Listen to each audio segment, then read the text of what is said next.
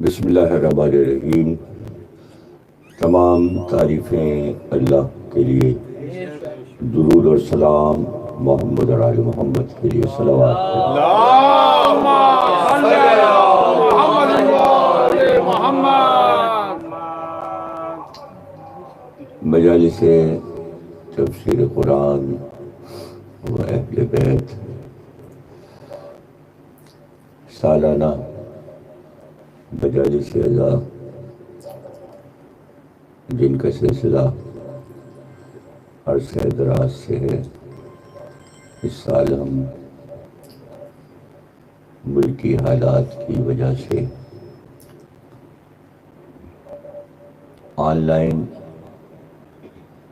مخاطب ہیں سب سے، اور امام بارگاہ میں پروگرام فی الحال نہیں ہو رہے ہیں، لیکن جیسا کہ اعلان ہوا ہے شبوں کی مجلسیں 18 رمضان المبارک سے 21 رمضان المبارک تک شہادت مولا کائنات علی بن ابی طالب صلوات اللہ السلام علیہ کی مجالس منعقد ہوں گی۔ فی الحال ہم اپنے کتب خانے سے ان تقریروں کو اسی طرح جاری و ساری رکھے ہوئے ہیں کہ جیسے کہ سلسلے سے یہ تقریریں ہوتی تھیں۔ آج رمضان المبارک کی 30 تاریخ ہے اور آج 3 تقریر ہم سلسلے کی کر رہے ہیں۔ ہم نے کلام پاک کا سب سے اہم سورہ سورہ الحمد،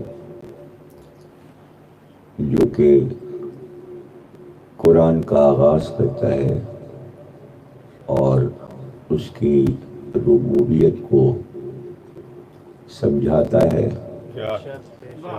کہ راز توحید کیا ہے۔ جتنے بھی لفظ اور حرف ہیں قرآن میں، سب کے اپنے ایک معنی ہے، اور اتنا مختصر سورہ اور اتنی بہت سی باتوں کو سمجھاتا ہے، بتاتا ہے کہ معنی اور بیان کا ایک سمندر جاری و ساری ہے۔ سبحان اللہ، سبحان اللہ۔ کوئی بھی آیت 3 لفظ، 4 لفظ یا 5-6 لفظ سے زیادہ کسی بھی آیت میں لفظ نہیں ہے۔ اتنا مختصر سورہ، اتنی مختصر آیات کہ پڑھنے والے کو فوراً یاد ہو جائیں۔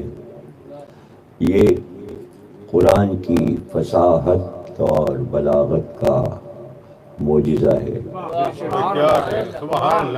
دعا بھی ہے، سورہ بھی ہے، اور انسان صرف سورہ الحمد پڑھ کر ہی دین اسلام سے محبت کرنے لگے۔ یہاں تک مفسرین نے لکھا ہے کہ اس طرح کا سورہ نہ توریت میں ہے، نہ زبور میں ہے، اور نہ انجیل میں ہے، کہ اتنا محکم مختصر ہونے کے باوجود بسم اللہ الرحمن الرحیم سے شروع ہوتا ہے، اور اسم کا لفظ جو ہے جس میں الف حذف ہے اور بے کے ساتھ ہے، اور یہ اعلان ہو رہا ہے کہ ہم شروع کرنے کا لفظ آیت میں نہیں ہے، لیکن ترجمے میں تمام مفسرین ہر مسلک کے لفظ شروع لکھ دیتے ہیں تاکہ اپنی زبان کے مطابق ہم عبارت کو سمجھ سکیں کہ ہم شروع کرتے ہیں اس کے نام سے جو رحمان و رحیم ہے۔ واہ واہ واہ. یعنی آغاز میں یہ بتایا جا رہا ہے کہ وہ مالک کائنات، وہ پروردگار تم نے جس کو مانا ہے، جس کا تم نے کلمہ پڑھا ہے، وہ رحمان بھی ہے اور وہ رحیم بھی ہے. بے شک. اب پھر دوبارہ سورے میں یہی لفظ دہرائے جاتے ہیں، الحمدللہ رب العالمین الرحمن رحیم. رحمان بھی ہے اور رحیم بھی ہے. کیا رحمان کیا ہے اور رحیم کیا ہے؟ تفسیر کے مطابق حضرت موسیٰ نے کوہ طور پر ایک دن پروردگار عالم سے پوچھا، اے میرے مالک، کیا ایسا نہیں ہو سکتا کہ فرعون نے ہم لوگوں کو اتنا پریشان کیا ہے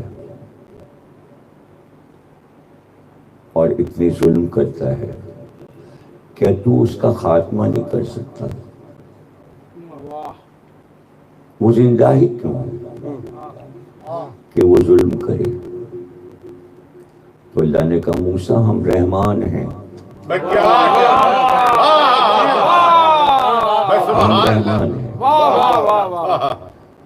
موسیٰ نے کہا تو اس کا رزق بند کر دے. کہ موسیٰ ہم رحمان ہیں.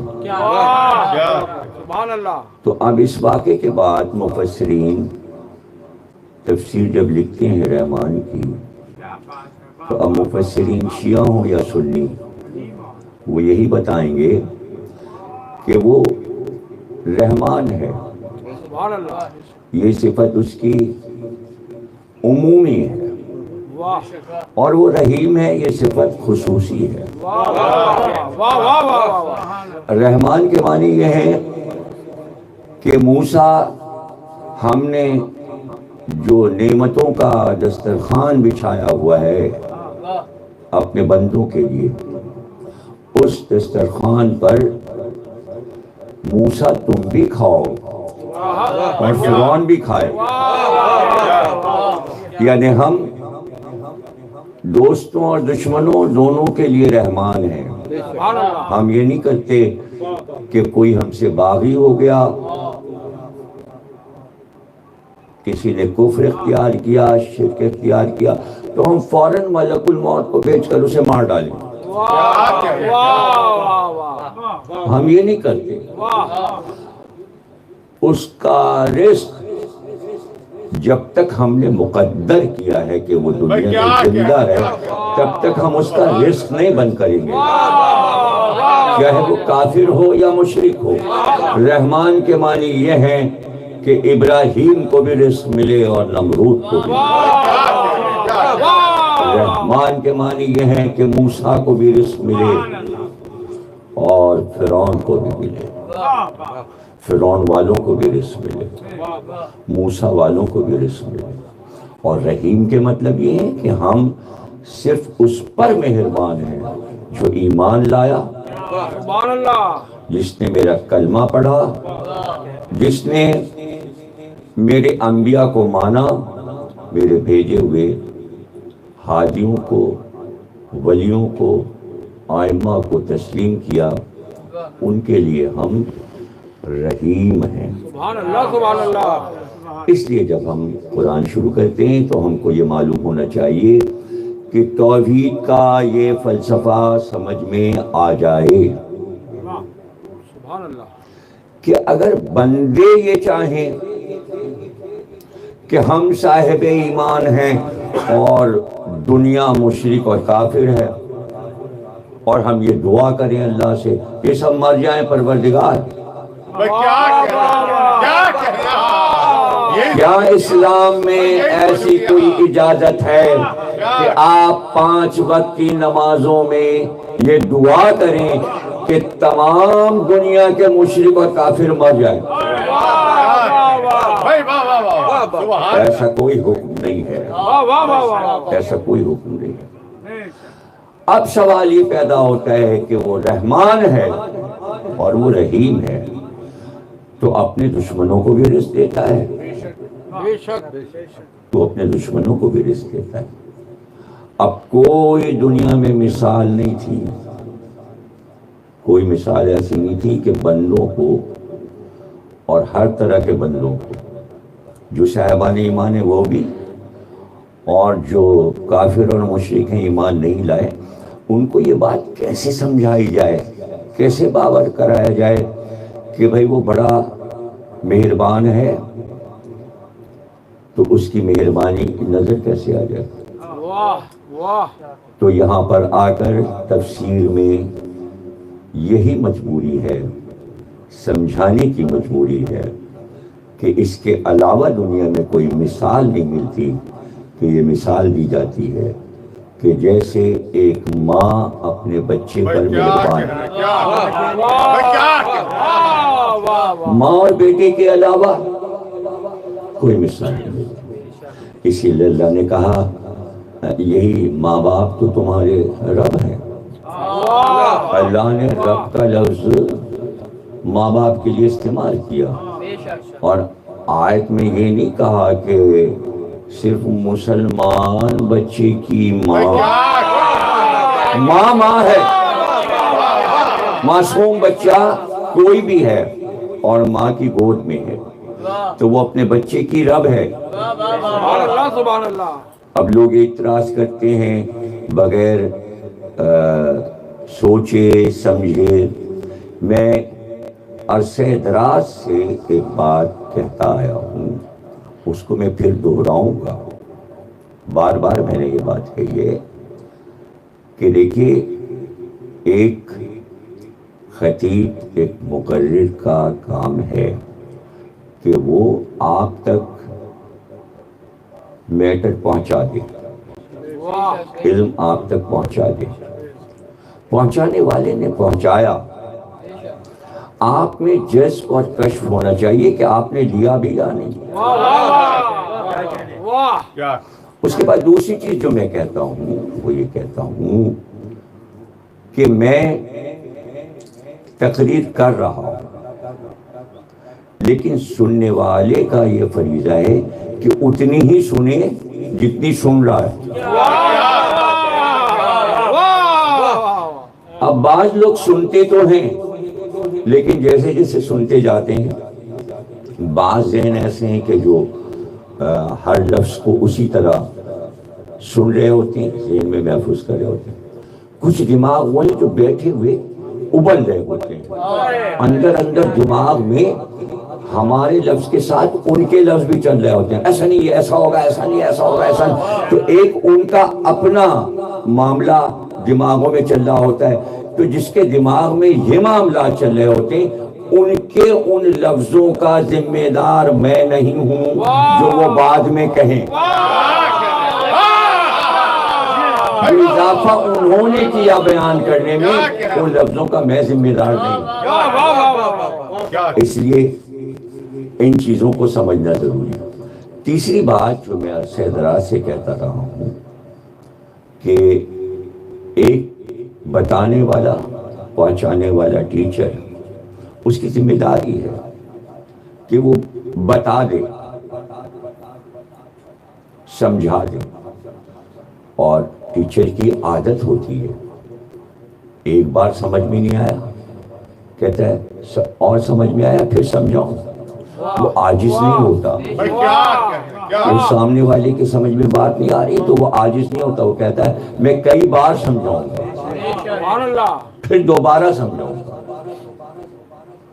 تو یہاں تو دروازے کھلے میں سمجھانے کے لیے، سوال کرنے والا ہو سوال کرے، بار بار بات سمجھائی جائے گی۔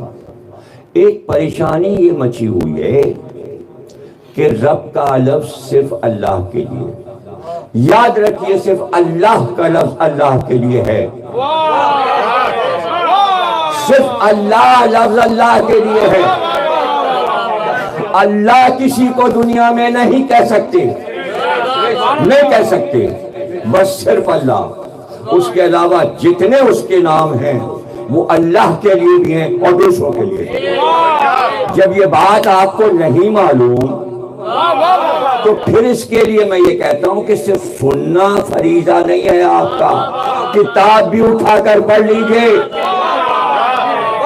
میں بار بار کہہ رہا ہوں کتابیں پڑھیے، خود پڑھیے، اپنی مدد، اپنے دماغ کی مدد خود کیجئے۔ اللہ لفظ کی جمع نہیں ہے۔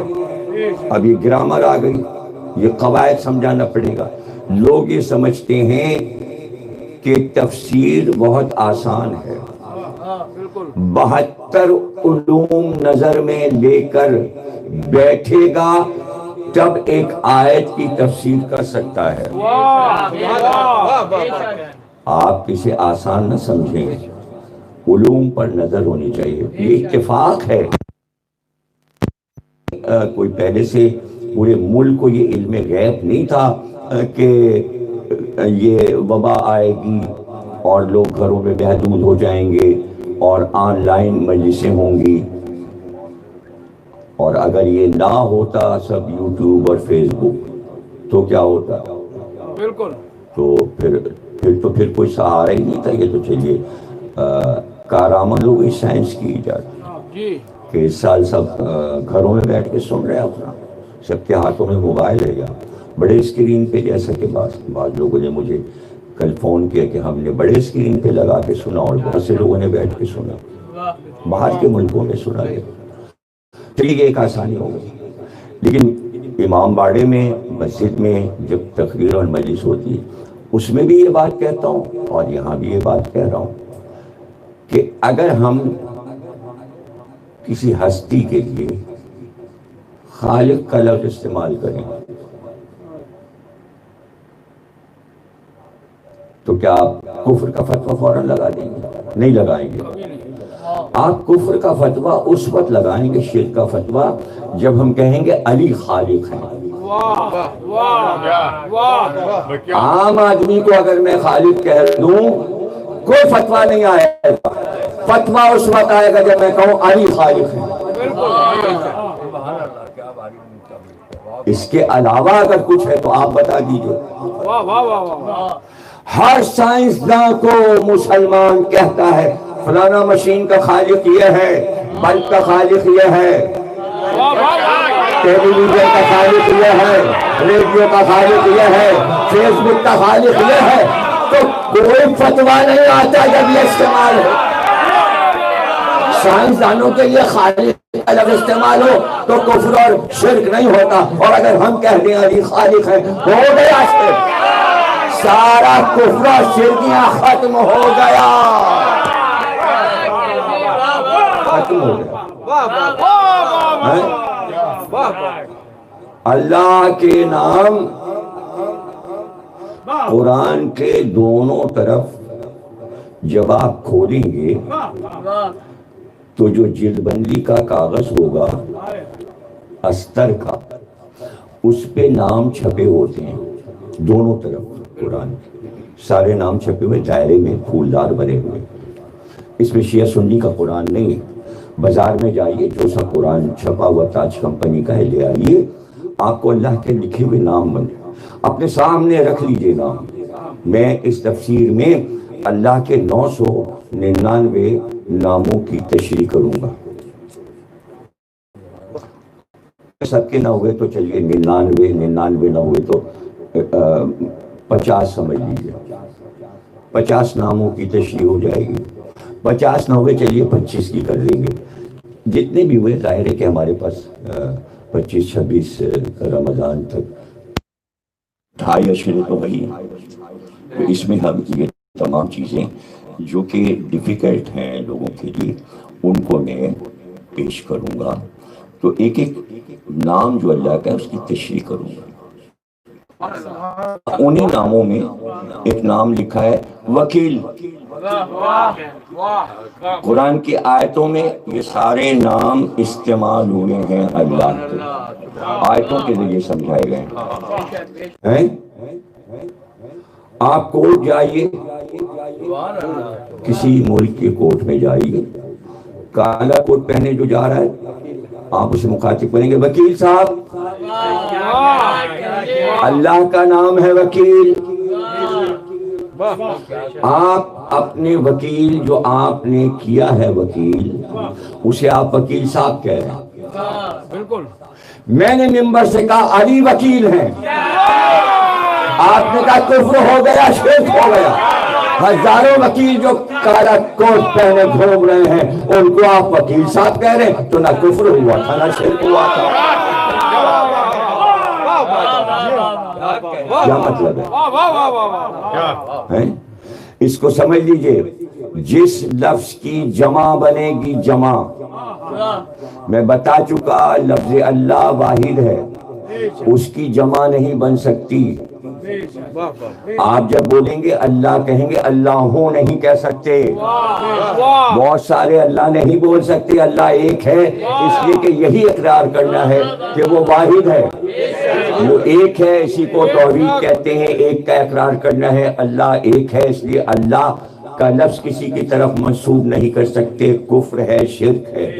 لیکن اس کے علاوہ جتنے نام ہیں وہ بندوں کے لیے استعمال ہوتے آئے ہیں. اسی طرح رب بھی ہے. کہاں سے چلا میں کہ رب کو سمجھانے کے لیے اللہ نے ماں کو رب کہا.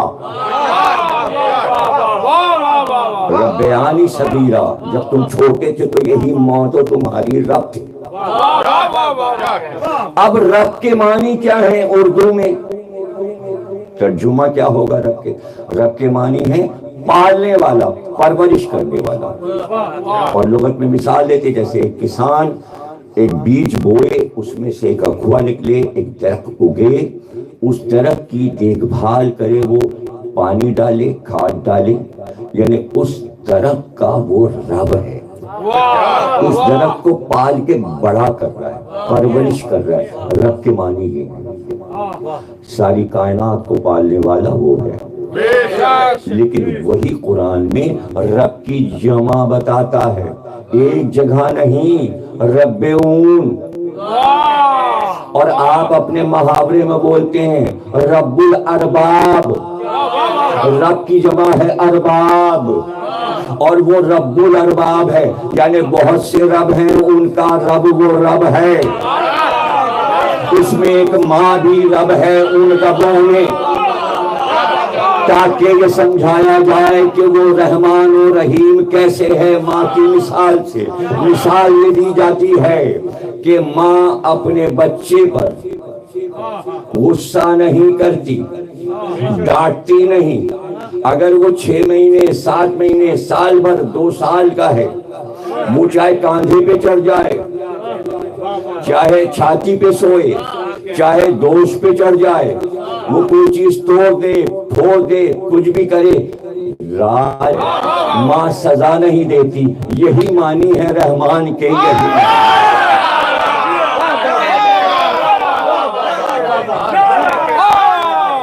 جذبہ ممتا ہی اسی لیے رکھا اور رب کے لفظ کو اسی طرح سمجھایا. اب قرآن میں پڑھ لیجئے کتنے رب ہیں اور کن کن کو رب کہا گیا. عربی زبان ہے، پریشانیاں نہ ہوں، سمجھا کے بات کرتا ہوں. ایک نعرہ بڑا مقبول ہوا ہے فیس بک کے ذریعے، غالی نصیری. غالی نصیری، غالی کیا ہے؟ غلو. جب آپ کو معنی نہیں معلوم تو آپ لفظ بولتے کیوں بھائی؟ آپ کو معلوم تو ہو کہ غلو ہے کیا. غلو کہتے کس سے، کہاں سے نکلا ہے لفظ، کہاں سے آیا لفظ، کیسے پتہ چلا آپ کو اس لفظ کا موجد کون ہے، لغت میں لفظ کہاں سے آیا ہے. اس کے بعد ایک لفظ استعمال ہوتا ہے نصیری، صحیح لکھ بھی نہیں پاتے نصیری. یاد رکھیے سواد سے لکھا جاتا ہے نصیری، سین سے نہیں لکھا جاتا. نصیر سے نصیری ہے. جس کو دیکھا کہ علی کے فضائل پڑھنے لگا نصیری ہے. ارے بھائی نصیری یاد کر لو. نصیری نہ تفسیر قرآن کرتا ہے، نصیری نہ تمہارا قرآن پڑھتا ہے. نصیری نہ تمہارے خدا کو مانتا ہے. کیا تم جو کر رہے ہو دین کا کام، نصیری وہ کام نہیں کرتا. نہیں کرتا نصیری. نصیری علی کا تابوت بھی نہیں اٹھاتا. نصیری علی کی شہادت کا بھی قائل نہیں. ہم علی کی شہادت کے قائل ہیں. ہم علی کی شہادت کی مجلس کرتے ہیں. ہر ایک کو نصیری ایک قوم ہے، الگ ہے. وہ صرف علی کو خدا مانتی ہے. اس سے لڑنا ہے تو میں تو بارہا کہہ چکا ہوں کہ جو تبلیغی جماعتیں ہیں وہاں جائیں، اگر ان کو نہیں معلوم تو میں بتا دوں کہ نصیری کہاں آباد ہے. میں بتا دوں، کمپیوٹر پہ پڑا ہوا ہے. آپ فیس بک سے پوچھ لیجئے، گوگل سے پوچھ لیجئے نصیری کہاں ہے. وہاں جائیے، تبلیغ کیجئے. یہاں پاکستان میں نصیری کہاں ہے وہ جگہ بھی میں آپ کو بتا دوں گا کہ وہ کہاں پائے جاتے ہیں. اگر آپ کو تبلیغ کرنا ہے تو چلے جائیے. یہاں تبلیغ نہ کیجئے. یہاں شہروں میں، لاہور میں، پنجاب میں، سندھ میں، دیہاتوں میں جہاں مجلس ہو رہی ہے، جہاں امام باڑے، وہاں تبلیغ کی ضرورت نہیں. نہ شیعوں کو تبلیغ کی ضرورت ہے، نہ سنیوں کو تبلیغ کی ضرورت ہے کہ آپ ہمیں سمجھائیں کہ نصیری کیا ہوتا ہے. ہم آپ سے زیادہ جانتے ہیں نصیری کیا ہوتا ہے. اور آپ تو صرف یہ جانتے ہیں کہ نصیری کیا ہوتا ہے، ہم یہ بھی جانتے ہیں مقصر کیا ہوتا ہے. ہم یہ بھی جانتے ہیں کہ قصر کرنے والا کیا ہے. تو نصیری تو علی کو خدا مان رہے. قوم ہو گئی الگ، ہو گئی قوم الگ ہو گئی. آخر آپ نے قادیانیوں کو الگ کر دیا حکومت کے ذریعے، تو بھول جائیے. جیسے قادیانیوں کو آپ بھول گئے کافر کہہ کر، ویسے نصیریوں کو بھول جائیے. پیچھا چھوڑ دیجئے ان نصیریوں کا. نہ ہم سے وہ ملتے ہیں، نہ وہ پاکستان آتے ہیں. کہاں جاتے ہیں آپ کے سربراہ؟ جاتے ہیں ملک شام. بشار الاسد نصیری ہیں. ان کے والد حافظ الاسد نصیری تھے. سب سے زیادہ نصیری بسے ہوئے ہیں شام میں ہیں، ترکی میں ہیں، لبنان میں ہیں، انہی کے آس پاس ملکوں میں، عراق میں ہیں، سرحدی علاقوں میں ہیں. جائیے ان کے پاس تبلیغ کیجئے اور ان کو سمجھائیے.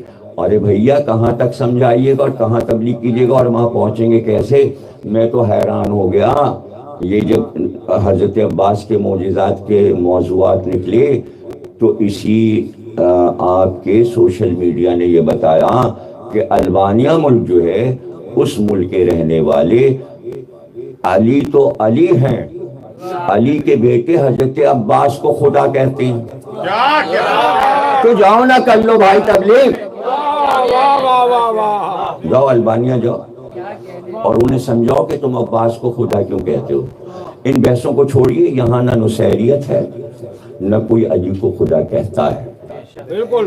لیکن خالق کہنے پہ کیا اعتراض ہے آپ کو؟ اور ہم اگر قرآن سے ثابت کر دوں، اگر میں رازق کہہ دوں تو کیا ہے؟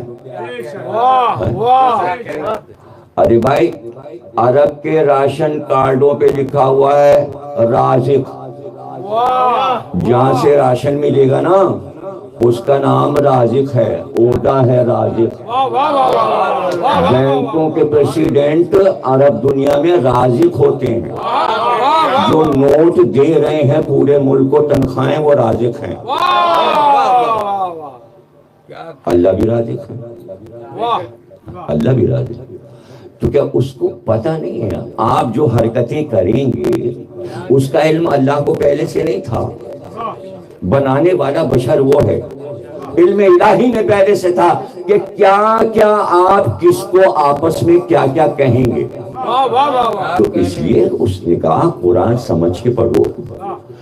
کون سی ایسی دکان ہوتی ہے مطلب کہ جو بہت نماز روزے کا پابند ہوگا دکاندار، تو اس کے یہاں توغرا فریم کیا ہوا لگا. آیت کیا لکھی؟ اللہ خیر الرازقین. رازق کی جمع ہے رازقین. کہہ رہا ہوں اللہ کی جمع نہیں ہے اور ناموں کی جمع ہے. رازقین، میں رازقوں کا خیر ہوں۔ میں جو رزق دینے والے ہیں ان تمام رازقوں کا خیر، سب سے بڑا رزاق میں ہوں۔ اور پھر سے قرآن میں کہتا ہے احسن الخالقین، جتنے خلق کرنے والے ان سب کا احسن میں ہوں۔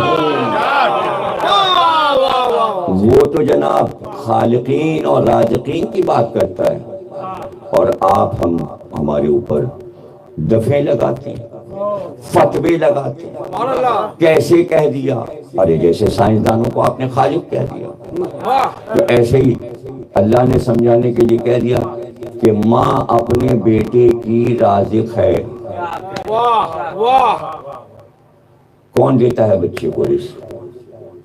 سمجھانے کے لیے بچے کا رزق ماں کے پاس ہے، چھوٹے شیرخوار بچے کا رزق ماں کے پاس ہے۔ تو ایک تو رازق یہ ہو گیا نا، تبھی تو کہہ رہا ہے ہر رازق کا جو کچھ میں بلند ترین خیر، وہ حصہ جو خیر ہی خیر ہے، خیر بھی اسی کا نام ہے، وہی ہے خیر۔ وہ کہہ رہا ہے میں خیر ہوں۔ اب آئیے خالق اور آیت پڑھیے، الحمدللہ رب العالمین، ساری تعریفیں اللہ کے لیے۔ یہ تو نے اتنے خالق کیوں بنائے، اتنے رازق کیوں بنائے؟ کیوں بنائے؟ اس لیے بنائے کہ ہماری تعریف ہو۔ ایک عمر تک بچے کے رازق ماں باپ ہوتے ہیں، اور اس کو واجب قرار دے دیا، اسلام نے واجب قرار دے دیا۔ جو اپنے اہل و عیال کی سرپرستی کرے اس کو ثواب قرار دے، جو اپنی اولاد پر خرچ کرے اس کا حساب کتاب نہیں ہے، اس لیے کہ اولاد اس نے لی اور تم ہی ابھی رازق ہو، یہ خود سے ابھی نہیں کھا پی سکتا، تمہیں کھلانا ہے، تمہیں پلانا ہے، تم ہی اس کے رازق ہو۔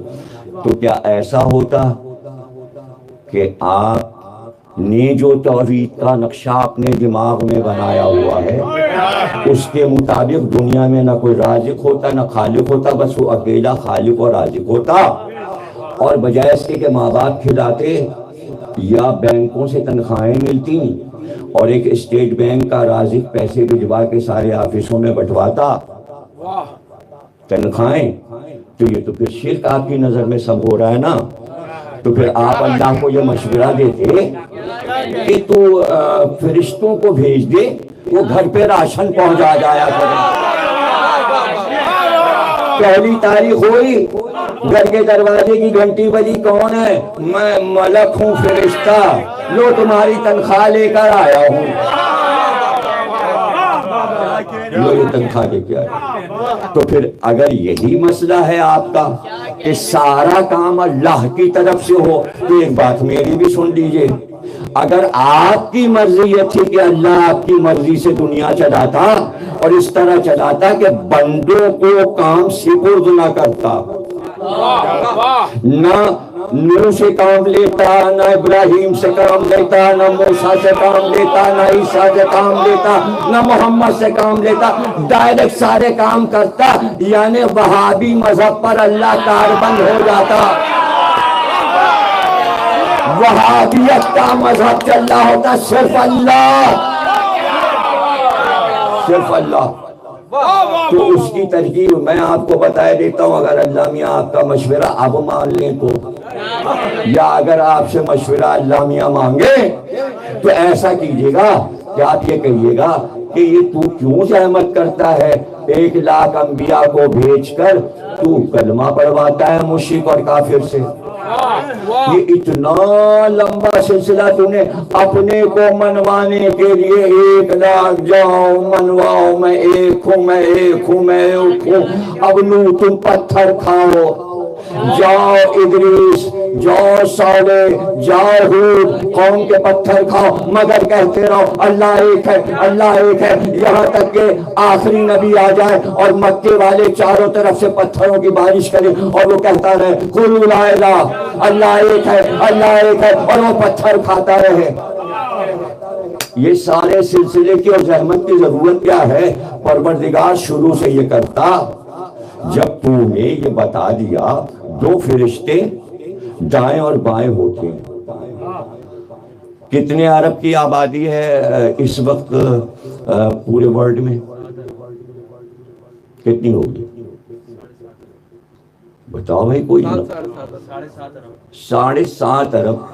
نبی صاحب نے بھی کہا اور نبی رضا صاحب نے بھی کہا 7.5 ارب انسان ہیں۔ فرشتے کتنے اترے ہوئے زمین پہ؟ 15 ارب فرشتے، تو آبادی تو بڑھے گی، فرشتے بھی تو بڑھے گی، اور دو ساتھ چل رہے ہیں۔ آپ کی جلوت میں، آپ کی خلوت میں، آپ اکیلے ہیں، آپ اچھے کام کریں، آپ غیبتیں کریں، آپ کسی کی برائی کریں، آپ کسی کے بارے میں برا سوچیں، کوئی صاحب بھی ہو، ورنہ لوگ تو اچھا ہی اچھا سوچتے ہیں، اچھے لوگ اچھا ہی سوچتے ہیں۔ تو یہ 15 ارب فرشتے، تو اس کے معنی اللہ کے پاس فرشتوں کی کمی تو نہیں ہے نا۔ اگر آپ ہوتے جب دنیا بن رہی تھی تو آپ کہتے یہ آدم کی کیا ضرورت ہے، کیوں بنا رہا ہے اس کو، اس کے ذریعے تو ہدایت کا سلسلہ چلائے گا، صراط مستقیم آدم سے چلے گا، پھر نوح سے صراط مستقیم چلے گا، پھر ابراہیم صراط مستقیم چلائیں گے، اور پھر اس کے بعد اسماعیل، اسحاق، یعقوب، داؤد، سلیمان، یحییٰ، زکریا، عیسیٰ، یہ لوگ چلائیں گے صراط مستقیم۔ جب دو فرشتے سب کے ساتھ بھیجے، ایک فرشتہ سر پہ سوار کر دیا، دو تو یہ ہو گئے، ایک نیکی لکھ رہا ہے ایک بدی، اور ایک سر پہ سوار ہے، اور وہ جیسے ہی جوان اور بالغ ہوا انسان، وہ جو سر والا ہے، سر پہ سوار ہے ملک، کلمہ پڑھو، کیا لا الہ الا اللہ، اب انبیاء کی ضرورت نہیں ہے۔ وہ ظاہر ہوا فرشتہ، سامنے آیا، اس نے کہا تجھے پتا ہے تجھے کیوں بنایا گیا، کلمہ پڑھ، اللہ کو ایک مان، کہہ لا الہ الا اللہ۔ تو اگر وہ کہتا نہیں کہوں گا تو فرشتے کے پاس اختیار، وہ کہتا گلا دبا دوں گا تیرا، مار دوں گا تجھے، پڑھ کلمہ۔ اب اس نے گھبرا کے اس نے کہا ارے موت کو تو جانتا پہچانتا ہے، مارے دے رہا ہے، لا الہ الا اللہ۔ تو کچھ لوگوں نے موت کے خوف سے بھی لا الہ الا اللہ لا الہ الا اللہ۔ اب مسئلہ ہے دین پہ عمل کرانے کا۔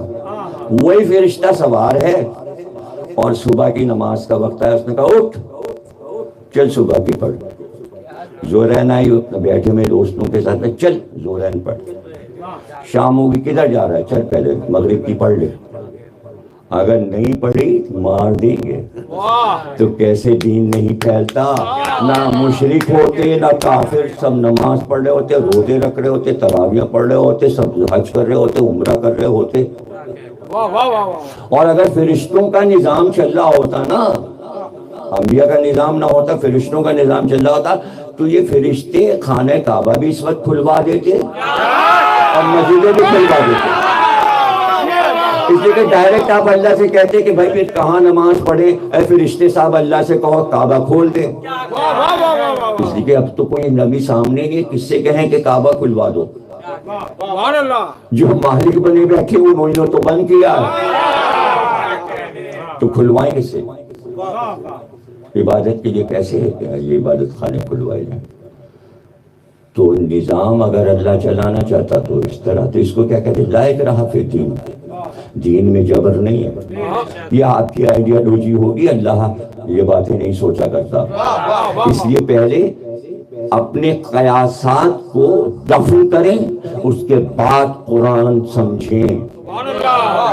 ہر چیز قیاس، ہر چیز قیاس، ایک چیز سنی ایسا ہوا ہوگا، ایسا ہو سکتا ہے، ایسا نہیں ہوا ہوگا، ایسا کیوں ہوا ہوگا، بس یہی دماغ میں کیڑا چلتا رہتا ہے۔ اس لیے علم سیکھنے کے بجائے ہماری پاکستان کی قوم، پچھلی قوم، آنے والی قوم جو جوان ہو رہی ہے، جو درمیانی ہے، ان کے پاس دماغوں میں خناس بھر دیا گیا ہے، اس لیے کہ سمجھ میں نہیں آ رہا، بس یہ شیعہ کیا کہتے ہیں، شیعوں کے پیچھے لگا دو، یعنی اپنی بلا ٹال دو، شیعوں کی مجلسیں سنو، سب سے زیادہ مجلسیں ہمارے ہوتی ہیں، سب سے زیادہ ذکر ہمارے ہوتا ہے، قرآن کی تفسیر سب سے زیادہ ہمارے ہوتی ہے، ذکر الہی سب سے زیادہ ہمارے ہوتا ہے، ذکر دین، اصول دین، فروع دین، نماز، روزہ، حج، زکوٰۃ سب شیعوں کے یہاں مسلسل ہو رہا ہے، کبھی بریک ہوتا ہی نہیں۔ تو انہوں نے کہا یہ اتنا زیادہ دین پھیلاتے ہیں، اتنا زیادہ دین پہ عمل کرتے ہیں، انہی کو کافر کہہ دو، انہی کو کافر کہہ دو، جو بانی دین، جنہوں نے دین کی حفاظت کی، جن کے گھروں میں دین اترا، جن کے گھر میں قرآن اترا، جن کے گھر میں فرشتے آئے، انہی کو کافر کہہ دو، انہی کافر کہہ دو۔ ابو طالب کافر، یہ بھی نہیں سوچا کہ ہم سادات کا دل دکھاتے ہیں ابو طالب پہ تنقید کر کے، ذرا ہماری رحیمیت اور کریمیت دیکھو۔ سبحان اللہ، سبحان اللہ۔ کیا جواب میں اگر ہم یہ کہیں کہ اسلام کے 4 خلفاء ہیں، صرف چوتھے خلیفہ کے باپ پہ بات کیوں ہوتی ہے، 3 اور کے باپ کہاں گئے؟ کبھی نام لیا کیوں نہیں نام لیا جاتا بیٹھ کے؟ اور کوئی روایت نکال کے کیوں نہیں پڑھی جاتی کہ پہلے خلیفہ کے باپ نے کلمہ پڑھا تھا کہ نہیں پڑھا تھا، دوسرے خلیفہ کے باپ نے کلمہ پڑھا تھا کہ نہیں پڑھا تھا، اور تیسرے خلیفہ؟ اور اگر آپ کے ان تینوں کے باپوں کے نام نہیں معلوم، ہم سے پوچھئے، ہم بتا دیں۔ اور صرف باپ کے نام نہیں، اگر زمان حیات پوچھو تو حالات سنا دے، حالات سنا۔ میں نے کوئی برائی نہیں کی ہے، اس لیے کہ کافر کی برائی کی جا سکتی ہے، جب ثابت ہی نہیں ہے کلمہ ثابت ہی نہیں ہے تو کیا بات کرو گے؟ چوتھا خلیفہ یاد آ جاتا ہے، اور جب یاد آتا ہے تو پھر یہ کیوں نہیں یاد آتا کہ دعوت ذوالشیرہ میں سب سے آگے علی کی ماں فاطمہ بنت اسد بیٹھی ہوئی، اور کیا شیعہ اور کیا سنی کہنے پر مجبور ہے کہ جو بیویاں دعوت ذوالشیرہ میں رسول کو نبی مان کر فرش پہ بیٹھی، اس میں فاطمہ بنت اسد سب سے آگے تھی۔ سبحان اللہ۔ جب آپ کو علم نہیں، دھیرے دھیرے پڑھیں، اگر کسی کے سننے پہ یقین نہیں تو پڑھیے، دیکھیے کتاب اٹھا کے دیکھیے۔ دعوت ذوالشیرہ کے بعد یہ حکم الہی آ گیا کہ جس نے کلمہ پڑھا ہے، مرد نے یا عورت نے، اگر جس مرد نے کلمہ پڑھ لیا ہے اس کی زوجہ نے کلمہ نہیں پڑھا، بضد ہے وہ کافر رہنے پر، طلاق دلوا دو محمد، حکم آ گیا۔ اور اگر کسی کی بیوی نے کلمہ پڑھ لیا اور شوہر نے نہیں پڑھا، جدائی کروا دو، طلاق کروا دو۔ مثالیں موجود ہیں، نام میں بتا سکتا ہوں کون کون سے واقعات ہوئے کہ جس میں طلاق کروائی گئی، یعنی کافر شوہر کے ساتھ مومنہ عورت نہیں رہ سکتی، سبحان اللہ۔ اور مومنہ کے ساتھ کافر شوہر نہیں رہ سکتا۔ ہمارے جانیں فدا ہیں اپنے ائمہ پر ہماری، کہ جنہوں نے اپنے امامت کے ذریعے یہ نازک مسائل سمجھائے۔ میں نام لوں گا اپنے آقا اور مولا سید الساجدین علی بن الحسین صلوات اللہ السلام علیہ۔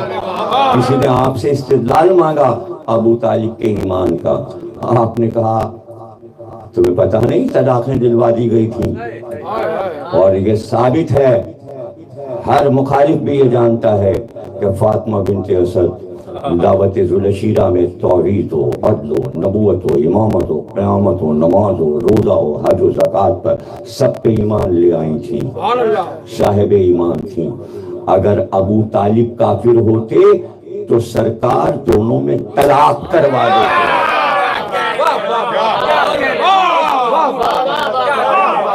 طلاقیں ہوئی تھیں، جب ہوئی تھی تو یہ کیوں نہ ہوئی؟ فاطمہ بنت اسد کا ایمان ابو طالب کے ایمان پر گواہ بنا ہوا ہے۔ چھوٹی چھوٹی باتیں اس کو پڑھ لو، ضد کرنے کی کیا ضرورت ہے؟ ضد میں دین نہیں آتا، اور جتنا دین آیا ہے ضد سے وہ بھی برباد ہو جاتا ہے۔ اور اگر ضد والا معاملہ معلوم نہیں تو قوم نوح کے حالات پڑھ لو۔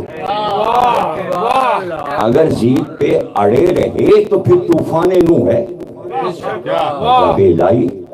تو یہ سیدھی سیدھی چھوٹی چھوٹی باتیں ہیں۔ ایک ہی ملک میں شیعہ سنی سب کو رہنا ہے، سیکھ لو، جان لو، سمجھ لو۔ ضدی پنا اچھی بات نہیں ہوتی۔ میں دونوں کو کہہ رہا ہوں، شیعوں کو بھی کہہ رہا ہوں، سنیوں کو بھی کہہ رہا ہوں کہ اگر آپ کو میل جول سے یہاں رہنا ہے تو اس طرح کی فیس بک اگر آپ کے ہاتھ چیز آ گئی ہے تو اس کو آپ ہی نہ سمجھیں کہ آپ نے بڑا کوئی کارنامہ کر لیا خدا کے دل کو دکھا کر عقائد کے ذریعے سے۔ نہ نہ نہ، آپ نے دل نہیں دکھایا، آپ نے اپنے جہنم کی آگ بھڑکائی۔ آپ اپنی نادانی میں مارے جا رہے ہیں، آپ کو نہیں پتا کہ حشر کیا ہوگا آپ کا۔ اس لیے ہمارا کام ہے کہ ہم تنبیہ کرتے رہیں، ہم آپ کو بتاتے رہیں، ہم آپ کو سمجھاتے رہیں۔ وہی رحمان و رحیم ہے، الحمد اسی کے لیے تعریف ہے، ساری تعریفیں اس کے لیے۔ اس کے لیے میرے نیز کا مصرع میں دیتا ہوں۔ جو آل محمد کا شاعر ہوتا ہے وہ تفسیر قرآن پر اس طرح نظر رکھتا ہے، درود کیوں نہ پڑھیں دیکھ کر حسینوں کو، خیال صنعت ثانی ہے پاک میں۔ یعنی دنیا کی ہر اچھی چیز کی تعریف، انیس کہہ رہے ہیں تعریف کیوں نہ ہو۔ آپ نے کہا یہ گلاب کا پھول بہت اچھا ہے، خوش رنگ ہے، اچھی خوشبو ہے، یہ ستارہ کیا اچھا لگ رہا ہے، یہ چاند کیا اچھا لگ رہا ہے، یہ فضا کتنی اچھی ہے، یہ درخت کتنا اچھا ہے، یہ منظر کتنا اچھا ہے، یہ دریا کا کنارہ کتنا اچھا ہے۔ یہ کیا ہے؟ ساری تعریفیں اللہ کے لیے، اس لیے کہ صنعت کار وہ ہے، اس کا نام ہے ثانی۔ اللہ کے ناموں میں ایک نام ہے ثانی، اسی نے یہ ساری صنعتیں بنائی ہیں۔ تو جب صنعت کی تعریف ہوگی تو یہی اللہ کی تعریف۔ اگر یہ فلسفہ آپ کے سمجھ میں آ گیا ہوتا، خیال صنعت ثانی ہے پاک بینوں کو، تو آپ فضائل عالی پہ چڑھ نہ رہے ہوتے۔ ہمارے ائمہ نے بتایا ہے، رسول اللہ نے ہمیں بتایا، جتنی تعریف علی کی ہو سکے کرو، اس لیے کہ علی کی جتنی تعریفیں ہیں سب اللہ کی تعریف۔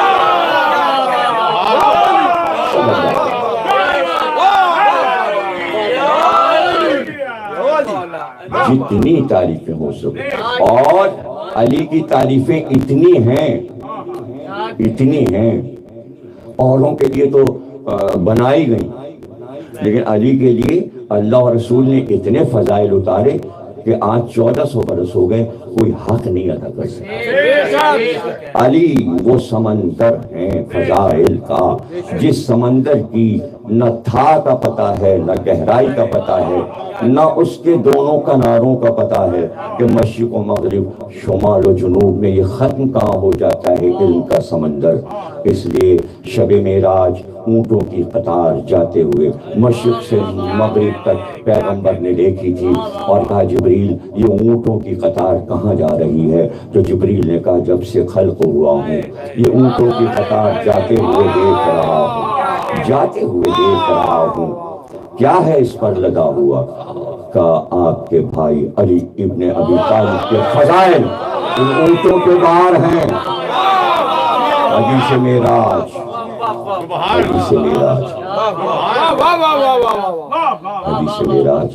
اور پھر یہاں کے لیے جو حدیث بیان ہوئی کہ فضائل علی کا ایک انبار ہے، قرآن سے لے لیجئے، پیغمبر کی زبان سے لے لیجئے، ہم اس پہ ذکر کریں گے۔ دیکھیے ہمارا مقصد تفسیر قرآن کا جو ہے وہ بار بار یہ توحید کو سمجھائیں گے، رسالت کو سمجھائیں گے۔ صراط مستقیم امامت کو کہتے ہیں، صراط مستقیم سورہ الحمد میں ولایت کے لیے آیا ہے۔ میں ساتھ اس میں کوئی لگی لپٹی بات نہیں کرنی کہ گھما پھرا کے کوئی بات کرنی صاف بات میں کر رہا ہوں کہ شیعہ سنی سب نے صراط مستقیم سے مراد علی کی ذات لی ہے۔ پیغمبر نے علی کو صراط مستقیم کہا ہے، اسی راستے پہ آپ کو چلنا ہے۔ اللہ ہم سب کو توفیق دے کہ ہم اس صراط مستقیم پر ہیں جس صراط مستقیم کا نام علی ہے۔ ہم آپ کے لیے دعا کرتے ہیں، پورے ملک کے لیے دعا کرتے ہیں، جو وبا پھیلی ہوئی اللہ اسے دور فرمائے۔ جلد از جلد ہم اپنے تمام جو حضرات کاروبار والے ہیں، آفسوں والے ہیں، وہ سب جلد از جلد اپنے اپنے کاموں پر واپس آئیں، اپنے رزق کی جگہوں پر واپس جائیں۔ ہماری دعا ہے باق محمد اور آج محمد ہم میں جو بیمار ہیں ان کو شفا عطا کر، جو اس وقت خدمت کر رہے ہیں اس ملک کی پولیس، آرمی، ڈاکٹرز اور دیگر محکموں والے، اللہ ان کو بھی خوش رکھے اور ان وباؤں سے دور فرمائے۔ باق محمد اور راج محمد جو اس دنیا سے چلے گئے، اللہ ان کے درجات کو بلند فرمائے۔ باق محمد آل محمد امام زمانہ کا ظہور فرمائے اور تاجیل فرمائے۔ سبحان اللہ۔